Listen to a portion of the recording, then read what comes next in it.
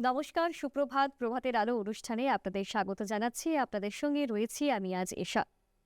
আজকের এই প্রভাতের আলো অনুষ্ঠান আমরা ভক্তিগাথার মাধ্যমে শুরু করব। তাই চলুন সদ্গুরুর একাধিক ভক্তিগাথা আমরা শুনে নিই। নিজের মনকে যদি একটা নির্দিষ্টভাবে রাখেন, তাহলে যে পরিমাণ শক্তি আপনার বাঁচবে তা প্রচুর। 3 দিনের মধ্যে আমরা আপনাকে একটা সরল ধ্যান শেখাতে পারি, যা আপনার মেটাবলিজম বা বিপাকীয় হারকে প্রায় 24% কমিয়ে আনতে পারে। যদি এখানে বসেন, দেহের কোনো বোধই থাকবে না। এই উপায়েই যোগীরা বসে থাকেন।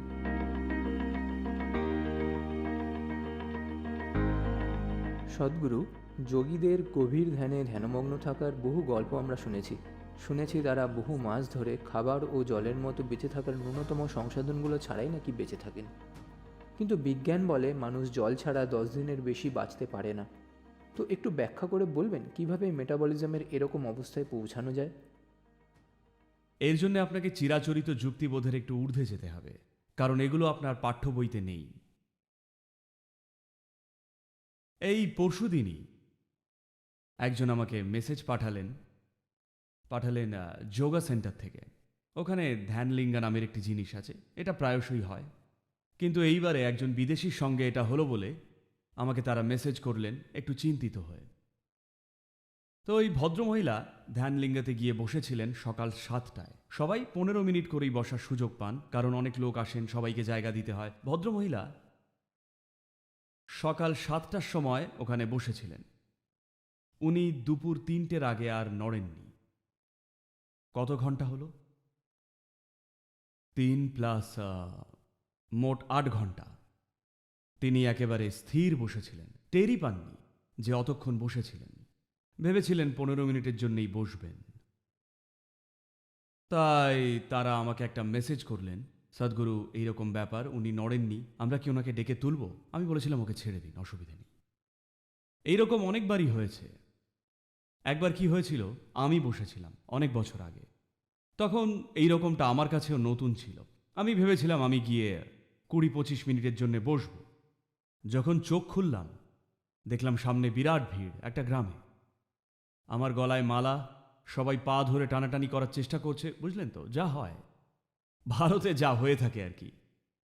আর যেই না আমি চোখ খুললাম, অমনি কেউ তার ব্যবসার ব্যাপারে জানতে চাইছে, কেউ জানতে চাইছে তার মেয়ের বিয়ে কখন হবে, এইরকম নানান ব্যাপার। তখন আমি বললাম, আপনারা কি মূর্খ নাকি? তারা বলল, আপনি এখানে 13 দিন ধরে বসে আছেন, আর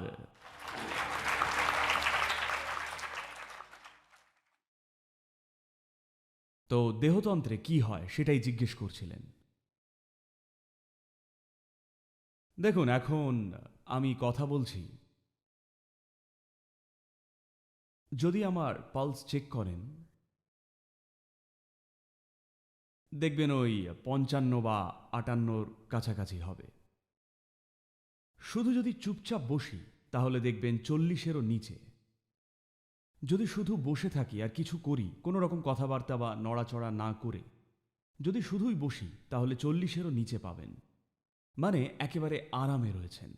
দেহের ভেতরে যেহেতু অকারণে কোনো সংঘর্ষ সৃষ্টি হচ্ছে না, তাই যে পরিমাণ শক্তি খরচ হচ্ছে সেটাও খুব কম।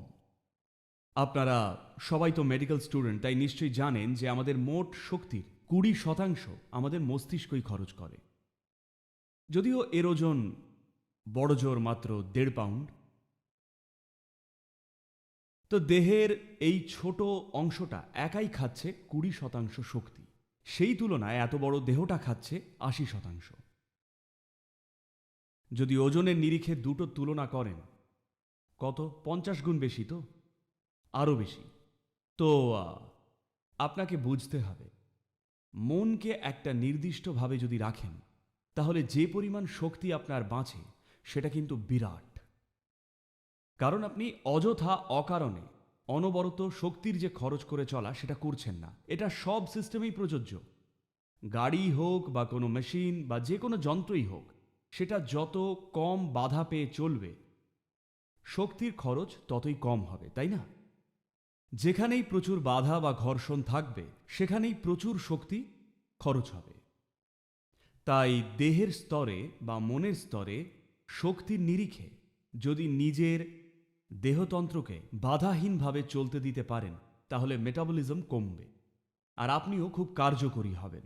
কারণ কাজ বাড়াতে গেলে দেখবেন হাতেও বিপুল পরিমাণ এনার্জি বা শক্তি রয়েছে। যখন কাজ কম করেন শক্তিটা জমা থাকে, কিন্তু এই মুহূর্তে বেশিরভাগ মানুষের শক্তির যে ভাণ্ডার সেটা খুবই কম। তাদের যদি প্রচুর কাজ দিয়ে দেন তাহলে তারা হাঁপিয়ে উঠবে। তাদের কোনো কাজ না থাকলেও আবার পাগল পাগল করবেন। কিছু করার না থাকলে ছটফট করেন কিনা? তো এই অবস্থায় মেটাবলিজম কমবে না। এখন যা কিছুই খান তা মেটাবলিজমকে শুধুই বাড়ায়, কারণ আপনার শক্তির খরচের হারও বেশি বলেই। আমরা 3 দিনে আমরা আপনাকে একটা সরল ধ্যান শেখাতে পারি। এটা আপনার মেটাবলিজমকে প্রায় 24% কমিয়ে আনতে পারে। ধ্যানে সচেতন থাকা অবস্থায় এই মেটাবলিজম রেট সর্বনিম্ন আপনি এটুকুই করতে পারেন। মেটাবলিজম এর চেয়েও কমে এলে আপনার কোনো দেহ অনুভূতি থাকবে না। যদি এখানে বসেন কোনো দেহবোধই থাকবে না। একজন যোগী এই অবস্থাতেই বসে থাকেন। দেখুন, আপনি যদি নিচে বসেন আর সঙ্গে যদি কোনো ঘড়ি নাও থাকে, আপনার পা, আপনার পিঠ, আপনার পশ্চাৎদেশ সবকিছুই সময়ের হিসেব রাখছে, তাই না? বলুন, ঘড়ির কোনো দরকারই নেই। এখানে 3 ঘন্টা ধরে বসে থাকলেই আপনি জেনে যাবেন এবার উঠতে হবে। শরীর জানে। তো কেউ ঘন্টার পর ঘন্টা দিনের পর দিন বসে আছে কারণ তার কোনো দেহবোধ নেই, দেহের কোনো অনুভূতি নেই, কারণ শুধুমাত্র মেটাবলিজম বা বিপাকীয় হার কমার জন্য নয়, আপনার শক্তি বা এনার্জি কতটা তীব্র সেটাও একটা কারণ। শক্তি মানে বায়োলজিক্যাল শক্তি নয়।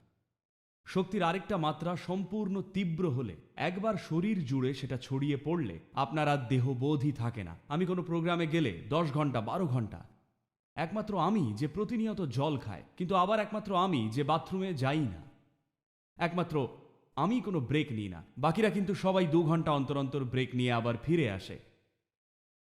তার কারণটা হলো আপনি দেহের প্রক্রিয়াগুলোর সাথে কতটা পরিচয়বদ্ধ সেটাই প্রাথমিকভাবে এগুলো নির্ধারণ করে। কিন্তু সাধনাও রয়েছে, নিজের সিস্টেমকে নির্দিষ্টভাবে তৈরিও করতে হয়। আর সবাই হয়তো সেই স্তরের সাধনা করতে চাইবেন না, কিন্তু সবার কিছু সাধনা অবশ্যই করা উচিত। কিছু করুন যাতে আপনি যা করতে চান তা কার্যকরীভাবে পারেন। নিজের জীবনে যাই করতে চান না কেন, অবশ্যই সেটা যেন সবচেয়ে ভালোভাবে যেভাবে পারেন সেভাবেই করেন। কি করছেন সেটা আমার চিন্তা নয়, যে ছাইপাশি করুন, কিন্তু সেটা যেন ভালোভাবে করেন, তাই না? হ্যালো, অবশ্যই ভালোভাবে করুন। একজন মানুষের জন্য এটাই খুবই গুরুত্বপূর্ণ যে আমরা যেন ভালোভাবেই করি। তো সেটার জন্যে খুবই গুরুত্বপূর্ণ বিষয় হলো আপনার নিজের দেহ আর মন যেন কোনো বাধা হয়ে না দাঁড়ায়। নিজেরই দেহ মনে পা বেঁধে যেন সব সময় হোঁচট না খান। ওগুলো যেন উঠে দাঁড়ানোর একটা মঞ্চ হয়, কিন্তু উল্টে মানুষ তাতে গর্তের মতো ধসে যাচ্ছেন। দেখুন, এই মঞ্চটা বেশ ভালো, কিন্তু ধরুন এতে যদি ধসে ঢুকে যান তাহলে কিন্তু এটার বসে কথা বলার জন্য ভালো জায়গা হবে না, তাই না? আমাদের ওপরে ধরে আছে, তাই ভালো। আপনার দেহ আর আপনার মনেরও উচিত আপনাকে ওপরে তুলে ধরা সব সময়। সেটা যদি হয় তাহলে বাইরের উপর নির্ভর করাটা আপনার কমে আসবে। আর এছাড়াও আমরা যে জল সবসময় শুধু মুখ দিয়েই খাই তা কিন্তু নয়, শরীর অনেকভাবেই জল সংগ্রহ করে। যদি শরীরকে নির্দিষ্টভাবে সক্রিয় রাখেন তাহলে দেখবেন এটা শক্তিও সংগ্রহ করছে। দেখুন, এখন আপনি খাবার খাচ্ছেন, জল খাচ্ছেন, শ্বাস নিচ্ছেন, এই সব কিছু কেন? শুধুমাত্র শক্তি যোগাতে। কিন্তু বিজ্ঞান পরিষ্কার প্রমাণ করেছে সব জায়গাতেই যথেষ্ট শক্তি রয়েছে। তাই যদি সরাসরি শক্তিকে ভেতরে নিতে পারেন, সেটা সম্ভব শক্তিকে শুষতে পারলে। সেটা কিভাবে করব? দেখুন, যোগ শব্দটার মানে এটাই। যোগ শব্দের অর্থ আপনি নিজের ব্যক্তিত্বের গণ্ডিকে মুছে ফেলতে শুরু করেছেন। এই মুহূর্তে এটা আপনি, ওটা আপনি, 100% পরিষ্কার, তাই না? কেন? কারণ আপনি ভাবেন এই দেহটা আমি, ওই দেহটা আপনি। সীমানাটা পরিষ্কার। আমার শরীর আর আপনার শরীরের মাঝে পরিষ্কার একটা সীমানা রয়েছে।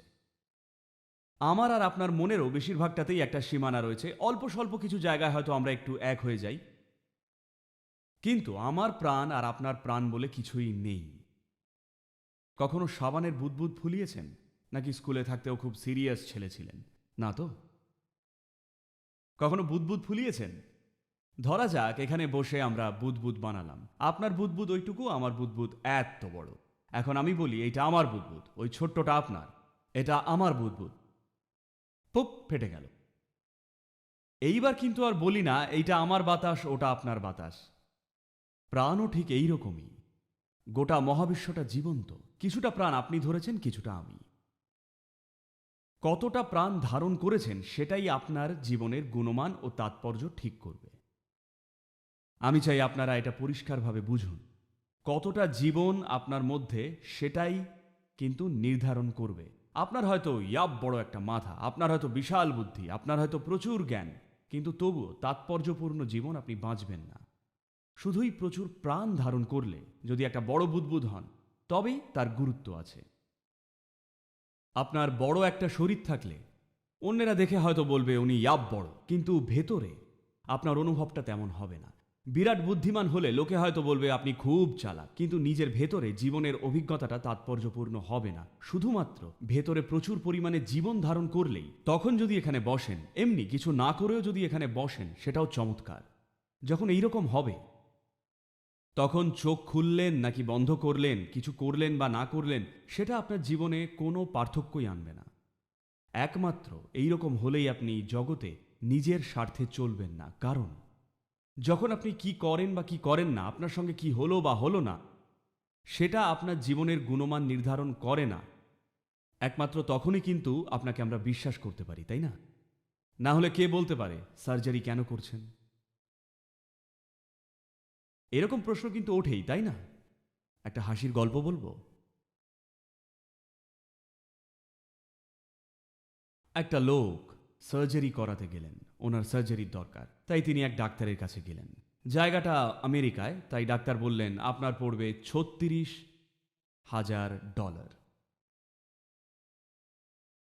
তখন তিনি বললেন, ডাক্তারবাবু এত টাকা তো দিতে পারবো না, আমার যে ইন্স্যুরেন্স নেই।